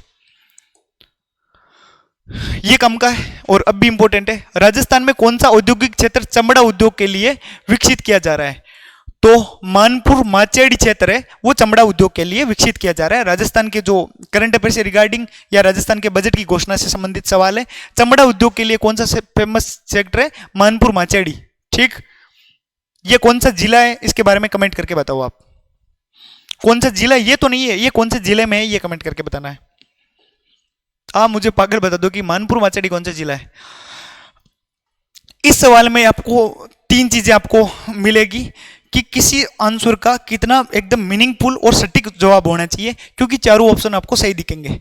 राजस्थान निवेश पोर्टल, राजस्थान में निवेश का एक पोर्टल है, ठीक है, को राजस्थान सरकार को राजस्थान में निवेश प्रस्तावों को, राजस्थान में कोई निवेश हो रहे हैं उनको स्वीकृति को सुगम बनाने के लिए शुरू किया गया था कि राज निवेश पोर्टल है, राजस्थान में कोई इन्वेस्ट करना चाहता है उसको सुगम, उनकी जो स्वीकृति है उसको सुगम बनाने के लिए, इजी बनाने के लिए शुरू किया गया था। ये तो प्रश्न में बात देती है। तो किस चीज की स्वीकृति को सुगम बनाने के लिए, यहाँ पे होता fill in the blank, Khalistan को भरो, तो आपको है आप एकदम एक्टिव रहना है। विवाद और समाधान तंत्र, क्या इनकी स्वीकृति के लिए? तो ठीक तो ये भी लग रहा है। एकल खिड़की योजना, तो व्यवसाय सुधार कार्य योजना, ये भी ठीक लग रहा है। एक है भौगोलिक सूचना प्रणाली, ये भी ठीक लग रहा है। बट आपको एक्चुअल किस पे जाना है? राजस्थान निवेश पोर्टल किस पे फोकस करता है उस पे जाना है। राजस्थान बिजनेस पोर्टल फोकस करता है आपके लिए ओवरऑल सॉल्यूशन के रूप में, सिंगल खिड़की के रूप में कार्य करना। एक वन स्टॉप सेंटर सुना होगा कि महिलाओं से जुड़ी या सरकार से जुड़े जो फायदे हैं उनको एक स्थान पर रखना, वन टॉप या वन शॉप सेंटर कि एक ही जगह सारे सॉल्यूशन देना। एकल खिड़की योजना निवेश के मामलों में यही है, राजस्थान निवेश पोर्टल है वो एकल खिड़की योजना के रूप में काम करता है। सिंगल विंडो सिस्टम या जो सिंगल विंडो स्कीम है, भाई एक खिड़की है, वहां पे क्या क्या हो जाएंगे, वहां पे विवाद और समाधान के से पहले स्वीकृति मिल जाएगी, वहां पे आपको कुछ सूचनाएं भी मिल जाएगी, वहां पे व्यवसाय के सुधार के लिए प्रॉपर तरीके से कार्य योजना नहीं मिलेगी, बट सरकार व्यवसाय को प्रमोट करने के लिए आपकी परमिशन से, पेंडिंग परमिशन से उनको स्वीकारी कर देगी। बट इनमें ये तीनों ऑप्शन और गलत क्यों हो जाते हैं? गलत इस बेस पे हो जाते हैं, ये सही हो जाता है क्योंकि ये व्यवसाय की सुधार के लिए कार्य योजना प्रॉपर तरीके से पेश नहीं करता। व्यवसाय अच्छा हो या बुरा हो इनको फर्क नहीं पड़ता सरकार को। सरकार बोलती है भाई हम आपको परमिशन दे रहे हैं, आप व्यवसाय में सुधार करो, अच्छा करो। ये योजना के लिए सरकार कुछ और योजनाएं कर रही होगी, मुख्यमंत्री उद्यम प्रोत्साहन योजना, ऐसी कुछ योजनाएं कर रहे होंगे, बट इस खिड़की योजना में सिर्फ स्वीकृति का प्रावधान किया गया है। विवाद और समाधान तंत्र प्रॉपर तरीके से, इसमें विवाद और समाधान की बजाय ये है कि सरकार परमिशन चाहती है, परमिशन देना है, विवाद और समाधान बाद की बात है। ठीक। तीसरी, भौगोलिक सूचना प्रणाली। इस स्कीम में कोई आपकी अपनी प्लानिंग लेके आता है, जैसे कोई बिजनेसमैन बोलता है कि मेरे को बाड़मेर में यहाँ पे मेरे को इंडस्ट्री स्थापित करनी है, मेरी यहाँ पे दिक्कत आ रही है, मेरे को परमिशन चाहिए, तो वो भौगोलिक सूचना खुद लेके आता है, सरकार सिर्फ उसके उद्योग को परमिशन देती है, तो ये वाला भी नहीं होगा। तो आपको ये होता है कि देखने में जो इजी चीजें लगती है उनके बारे में गलती नहीं करनी है और थोड़ा सा अपने माइंड को एक्टिव रखना है। तो इसका ऑप्शन हो गया एकल खिड़की योजना, जिसके बारे में बार बार सरकार प्रचार करती है। इस वर्ड को आप सुन रहे होंगे, जनरल वर्ड जो सुन रहे हो वो आंसर सही होते हैं। भारत सरकार ने संघीय बजट 2025 से 20 में एक राष्ट्रीय उच्च पैदावार बीज मिशन को शुरू करने की घोषणा की। इस मिशन का निम्नलिखित में से कौन सा उद्देश्य है? पहली बात, ये वाला मिशन अब इंपॉर्टेंट है कि नहीं है, मैं आपको ऑप्शन से ये बताऊंगा कि हार्ड सवाल जो बजट के दिए गए हैं वो कैसे सोल्व करने हैं। अगले वाले सवाल डेप्थ वाले होंगे बट इजी होंगे। सुनो, बीज का नाम है राष्ट्रीय उच्च पैदावार बीज मिशन, मतलब कुल मिलाकर ऐसा मिशन है जिसके माध्यम से क्या करना है, बीज देना है, बीज सीड्स देना है किसानों को, जिससे उनको क्या हो, उच्च पैदावार हो। तो इस पहले उच्च पैदावार वाले बीज निर्माण करने हैं, तो उसके लिए क्या करना होगा, इसका मतलब कथन सही नहीं है वो बताना है सबसे पहले। तो अनुसंधान परिवेश को मजबूत करना, तो पहले रिसर्च करनी होगी। बीज विकसित करने के लिए पहले सबसे पहले क्या करना होगा, रिसर्च मजबूत करना होगा। दूसरा, जुलाई 2024 से जारी किए गए बीजों की 100 से अधिक किस्मों की वाणिज्यिक स्तर पर उपलब्ध करवाना। तो इसमें हो गया कि बीजों की 100 से अधिक किस्में हैं उनको वाणिज्यिक स्तर पर उपलब्ध करवाना। ठीक है। तीसरा, छोटे किसानों को 20% अनुदान सीधे उनके ही खाते में प्रदान करना। यहां पे दूसरी चीज दे दी, छोटे किसानों को। दूसरा और तीसरा ऑप्शन को साथ पढ़ो, जैसे पढ़ो, वापस पढ़ो। जुलाई सरकार के सामने दो प्लान है, ये दोनों ऑप्शन एक दूसरे के रिवर्स है, आप पढ़ो। आपको दो ऑप्शन देख के समझ में आ जाएगा कि ये दोनों में से एक ही हो सकता है, दो कैसे हो सकते हैं। सरकार क्या करेगी, सरकार बीजों की 100 से अधिक किस्म को किस लिए, कमर्शियल लेवल पे प्रोवाइड करेगी। ठीक है, कमर्शियल लेवल पर प्रोवाइड करेगी, मतलब सरकार ने बोल दिया कि हम 100 से ज्यादा बीज है किसमें वो प्रोवाइड कर रहे हैं। ये तो एक बात होगी कि सरकार बीज प्रोवाइड कर रही है, उच्च पैदावार के बीज दे रही है। दूसरी आगे बात पढ़ो कि सरकार छोटे किसान है उनके खातों पे सीधा डायरेक्ट 20% ग्रांट है, अनुदान है, उनके सीधे खातों में ट्रांसफर कर देगी। अब ये कर देंगे तो ये कैसे होगा, ये कर देंगे तो ये कैसे होगा। अगर एक्चुअल में रूप में बीज कोई अमीर किसानों के लिए थोड़ी है, बीज तो है तो गरीब किसानों के लिए, छोटे किसानों के लिए। ये प्लानिंग ही छोटे किसानों के लिए है कि जो सरकार योजनाएं लाती है वो अमीर किसानों को टारगेट करके तो लाती नहीं है, आमतौर पर छोटे किसानों या गरीब किसानों को या मध्यम किसानों को करके टारगेट लाती है। जब योजना में यही दे दिया गया है कि 100 बीज है उनको वाणिज्यिक स्तर पर उपलब्ध करवाना है, देन उनके खाते पे पैसे ट्रांसफर कर दिए। किसान तो बोलेंगे हमें तो उच्च पैदावार वाले नहीं चाहिए, छोटे वाले बोलेंगे हमको तो पहले वाले बीज ही मंजूर है, तो फिर सरकार का मिशन ही फेल हो जाएगा। तो ये ऑप्शन एक दूसरे से विपरीत है, दोनों में से एक सही हो सकता है। तो आप चौथे ऑप्शन पे वापस जाओगे तब आपको लगेगा कि ये तो इजी सा है। अधिक उपज देने वाले तथा कीट प्रतिरोधी और जलवायु अनुकूलन के गुणों से संपन्न बीजों को लक्षित विकास और प्रचार करना है, जो कि योजना का नाम है। चौथा ऑप्शन कहता है कि भाई ऐसे बीजों जो जलवायु के अनुकूलन करते हो, बीजों के प्रतिरोधी, सॉरी कीटाणु के प्रतिरोधी हो और उससे अच्छी उच्च पैदावार हो, जो कि मिशन का नाम भी है, उन दोनों में कोई दिक्कत नहीं। तो इन दोनों का क्या मतलब है, इन दो ऑप्शन में जाओ तो आप में से कौन सा चीज है जो सिर्फ मिशन को सटीक रूप से मतलब उसको क्रियान्वित कर सकता है। जैसे मैं आपको बोलूं कि किसानों को किसानों के लिए एक ऐसा मिशन है जिसमें किसानों के लिए मतलब कुछ फायदेमंद हो, तो किसानों को टारगेट हो, बीज का हो, यही मान लो ये। उसमें दो तरीके के आपको काम करने हैं, एक तो किसानों को उच्च पैदावार वाले बीज देने और एक किसानों के खाते में राशि देनी है। इस मिशन के सफल होने की संभावना किस चीज में ज्यादा है? अगर हम बीज देंगे तो लगभग गारंटी है किसान बीज बोलेंगे। अगर आप पैसा दोगे तो इस चीज की क्या गारंटी है कि किसान उस पैसे को काम में लेगा?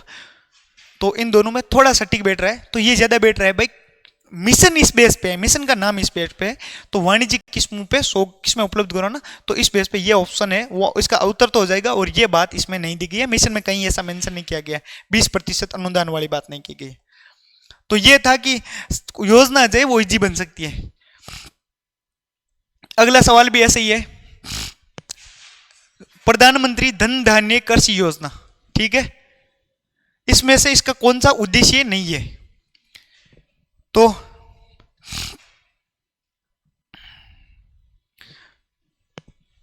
अब आप ऑप्शन पढ़ोगे तो आपको 3 ऑप्शन ऑटोमेटिक जुड़े हुए दिखेंगे, चौथा ऑप्शन आपको अलग दिखेगा।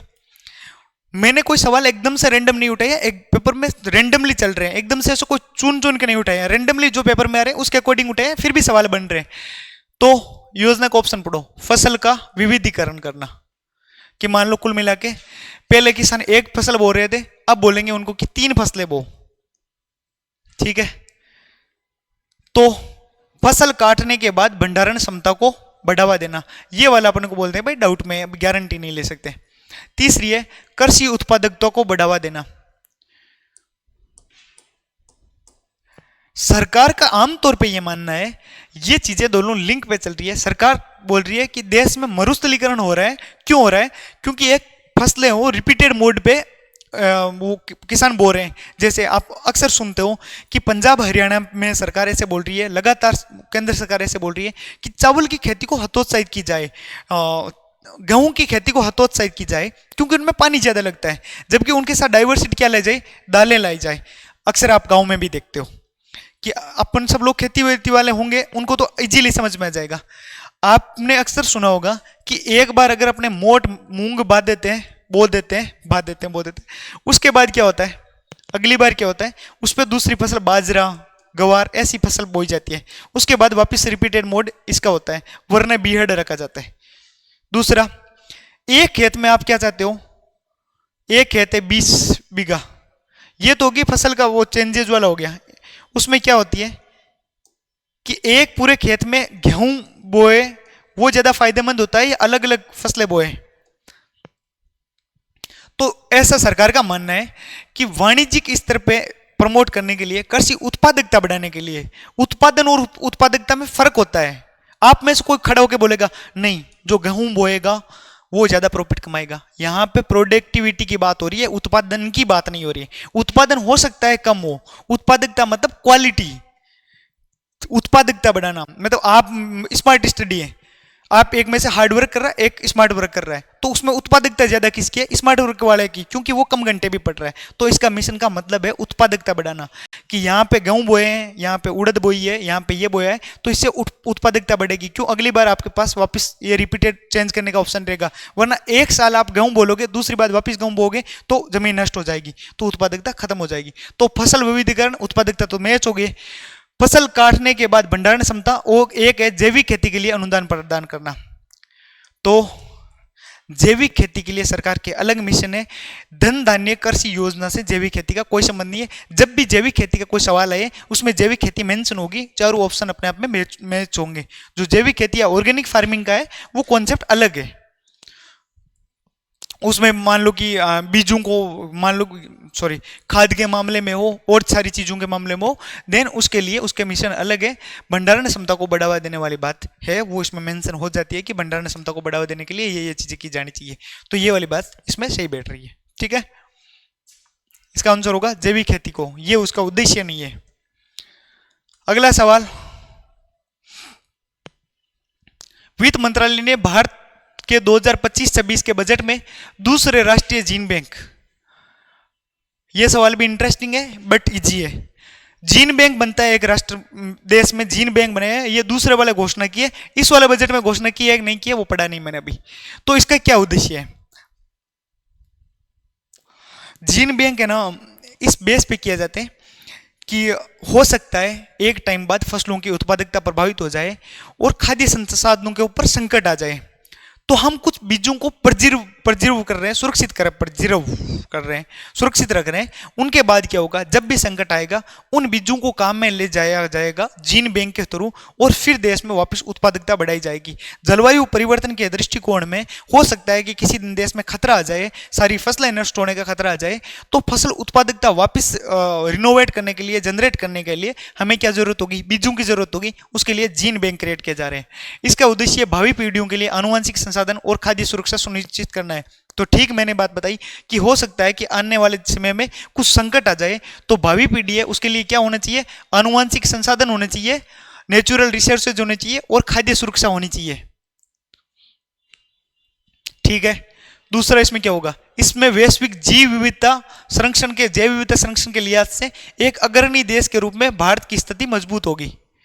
तो जैव विविधता के रूप में भारत की स्थिति मजबूत होगी कि नहीं, कोई भी मिशन चले उसमें ये वाली बात दी गई हो कि ये करने से भारत विश्व गुरु बनेगा, भारत की स्थिति मजबूत होगी। इससे इंडिया का एआई समिट हुआ है, एआई समिट से भारत की विश्व स्तर पे बहुत ही शानदार स्थिति होगी। तो शानदार स्थिति होगी, यहाँ पे मोदी जी गए थे, यहाँ पे अरुणाचल प्रदेश, वैश्विक स्तर पे छवि मजबूत होगी। अपने को सब कुछ मानना है, सरकार जो कर रही है, सरकार बोले कि हमारी इस वजह से आपको कांग्रेस का या किसी विपक्षी पार्टी का प्रवक्ता नहीं बनना है। एग्जाम के टाइम तो आपको एग्जाम से मतलब होना चाहिए, उस टाइम आपको मानना है कि कुछ भी करके आए हो। प्रधानमंत्री का मतलब होता है देश का प्रमुख या सरकार का प्रमुख। सरकार का प्रमुख हमारे देश को रिप्रेजेंट कर रहा है, देन उसके द्वारा किए गए कार्य देश हित में माने जाएंगे। एक एज ए सरकारी कर्मचारी या एक जे गवर्नमेंट एस्पायरेंट के रूप में आप एग्जाम दे रहे हो, तब आपके लिए ये होना चाहिए हमेशा, ये ऑप्शन हमेशा सही होगा किसी भी योजना के मामले में, ये आपको क्लियरिटी होना चाहिए।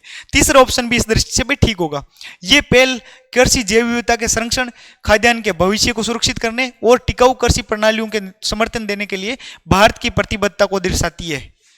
ये जहां भी लाइन हो कि भारत की प्रतिबद्धता को दर्शाती है, तो हम तो ऐसे मानेंगे हाँ हम तो बहुत बुरी तरीके से प्रतिबद्ध हैं, जो भी कोई चीज होती है हम प्रतिबद्ध हैं।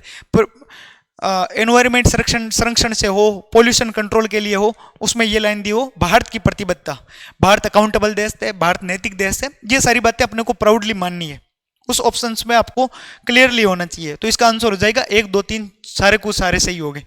इस ऑप्शन में कंफ्यूजन हो तो चलता है, यहां वाले में कभी डाउट नहीं होना चाहिए जब तक कोई चीज विवादित नहीं हो। सुप्रीम कोर्ट के फैसलों, सरकार के निर्णयों, सरकार की योजनाओं में हमेशा आशावादी बने रहना है। क्लियरिटी। आपने इंटरव्यू में अक्सर सुना होगा कि इंटरव्यू लेने वाले ऐसे बोलते हैं कि सरकार को तब क्रिटिसाइज करना चाहिए, आलोचना करनी चाहिए, जब आपके सामने उस फैक्ट से भिड़ने के लिए उस फैक्ट का 1000 गुना पावरफुल फैक्ट हो, सरकार की जो योजना है उसको डिफेंड करना हो। अगर आप एक गवर्नमेंट कर्मचारी आईएएस का इंटरव्यू, आरएस का इंटरव्यू, मेंस दे रहे हो, तो आप उस पॉइंट को तब काउंटर कर सकते हो जब आपके पास इतना बहस या तगड़ा पॉइंट्स हो, वरना वो सामने वाला आपको छील देगा। क्लियरिटी। संघीय बजट 2025-26 के अनुसार 2025 में राज्यों का निवेश अनुकूलन सूचकांक शुरू किया गया। राज्यों का निवेश अनुकूलन सूचकांक, एक चीज पे फोकस रखो, हर चीज के एक एक वर्ड पे, राज्यों का निवेश अनुकूल सूचकांक, मतलब राज्य में निवेश है उसको अनुकूल करने के लिए सूचकांक शुरू किया गया। किसने शुरू किया गया था? भारत सरकार ने। इस सूचकांक का निम्नलिखित में से कौन सा उद्देश्य नहीं है? तो ऑप्शन पढ़ो।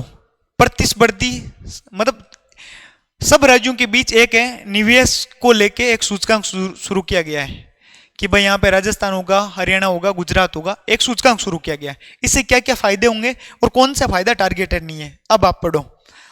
प्रतिस्पर्धी समन्वित संघवाद की भावना को आगे बढ़ाना, to extend the spirit of competitive cooperative federalism, मतलब संघवाद की भावनाओं को किस तरीके से बढ़ाना? प्रतिस्पर्धी भाव से बढ़ाना। मतलब राज्यों के बीच कंपटीशन कराना किस तरीके से समन्वित रूप से संघवाद में प्रतिस्पर्धी होनी चाहिए, अच्छी कंपटीशन होनी चाहिए, राज्य अपने आप में कंपटीशन करे कि हमारा निवेश ज्यादा है। ऐसी सरकार केंद्र सरकार करती है कि नहीं करती है? बिल्कुल करती है, हर योजना में करती है कि राज्य सरकारों को प्रमोट किया जाता है कि आप एक दूसरे में हेल्थी कंपटीशन करो। ऐसा नहीं कि कुत्तों की तरह लड़ लो कि वहां वाले अडानी जी पश्चिम बंगाल जाए और उनको बोले यहाँ निवेश करो, गिरफ्तार कर ले, ये वाला नहीं। प्रतिस्पर्धी हेल्थी माहौल, राजस्थान का मुख्यमंत्री जाए, यूपी का मुख्यमंत्री कहीं जाए, उधर वाला मुख्यमंत्री उनके बैरिकेडिंग दे दे कि नहीं भाई उद्योगपति से नहीं मिलना है। तो हेल्थी प्रतिस्पर्धा बढ़ावा देना पर्पज होता है कि नहीं होता? होता है।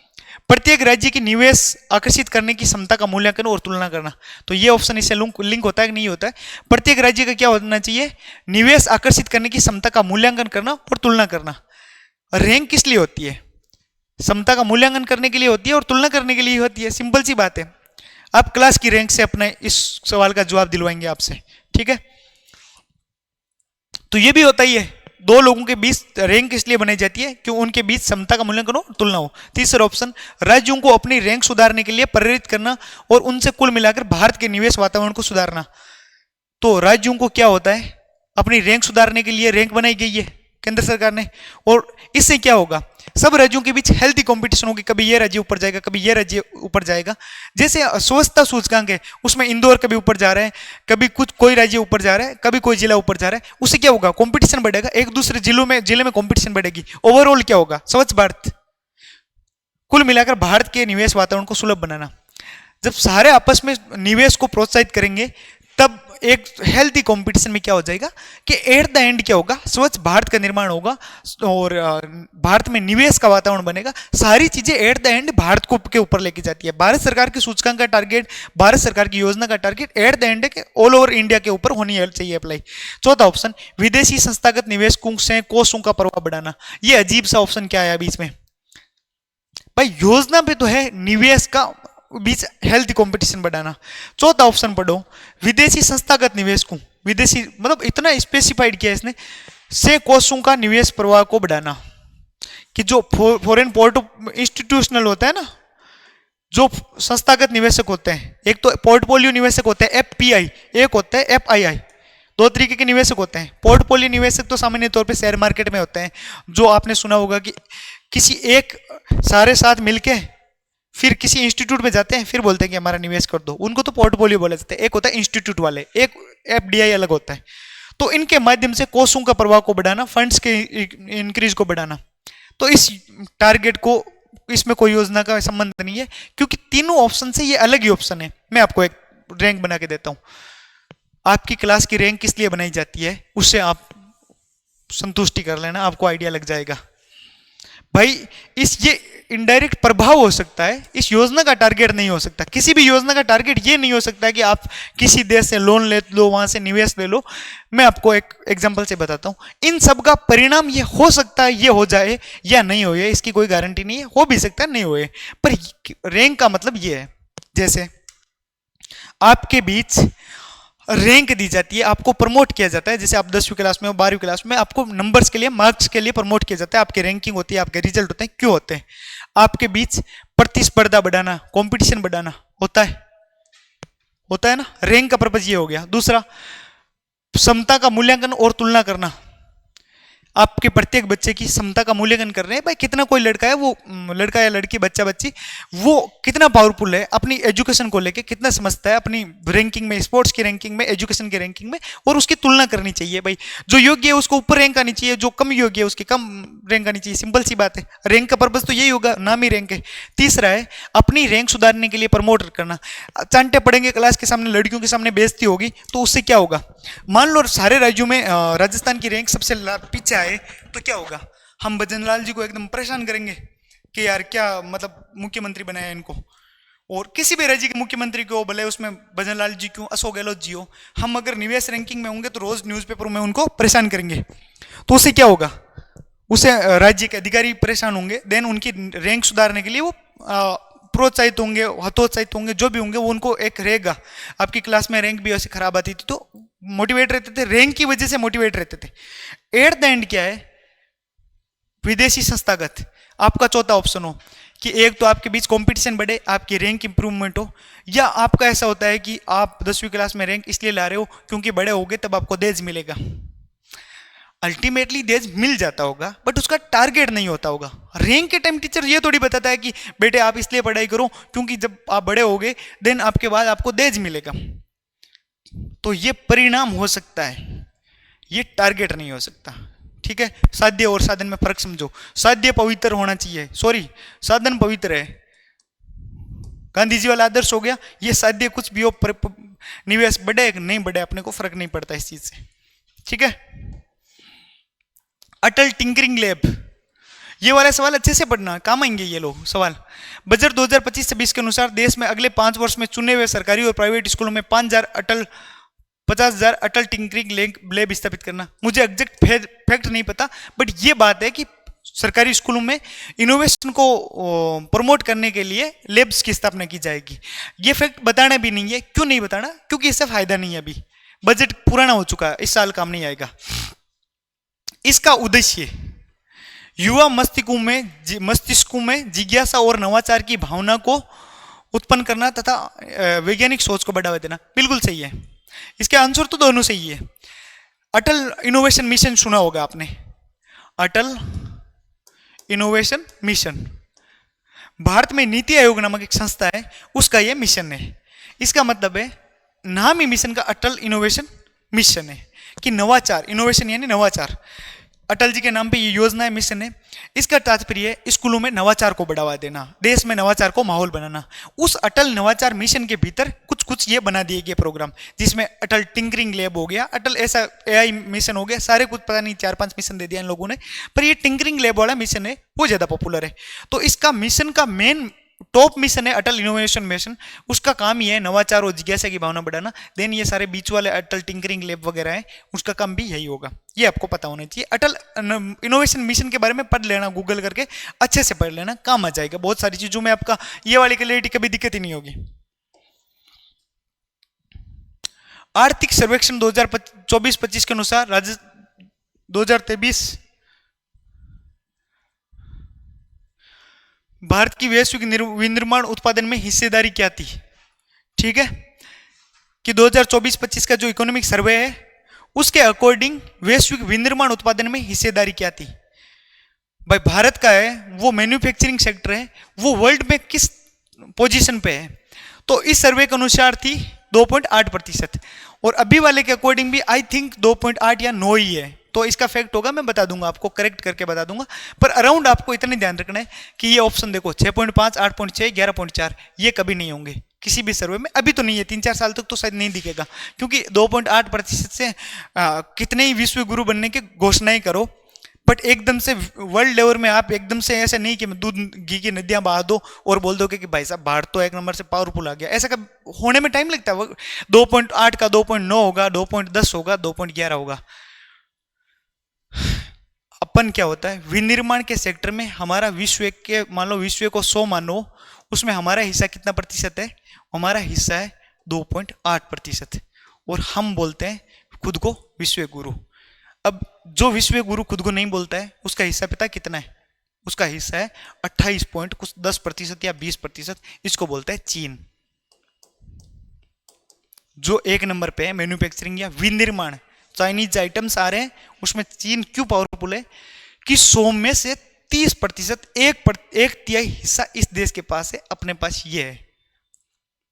मत क्या करो कंपेयर यार, कंपेयर पाकिस्तान के साथ लड़ाई करने वाली ठीक होती है अपने साथ।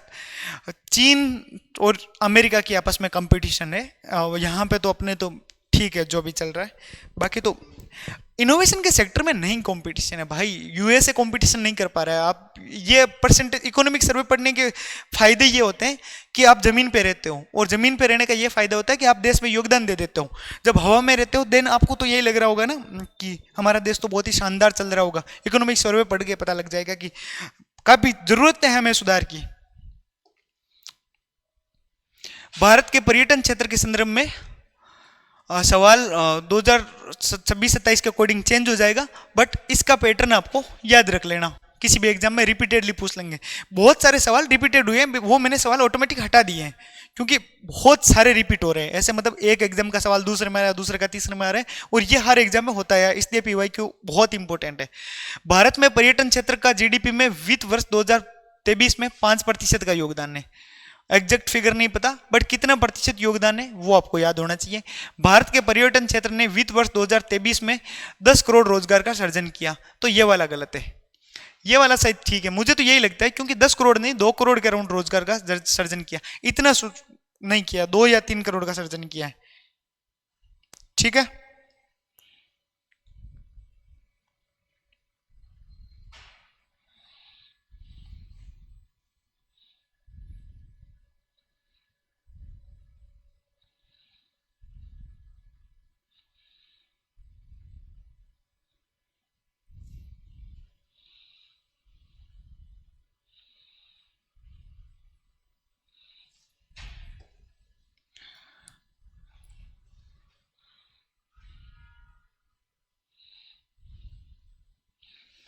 आर्थिक सर्वेक्षण 2024-25 के अनुसार भारत के पूंजी बाजार के संबंध में निम्नलिखित में से कौन सा कथन सत्य नहीं है?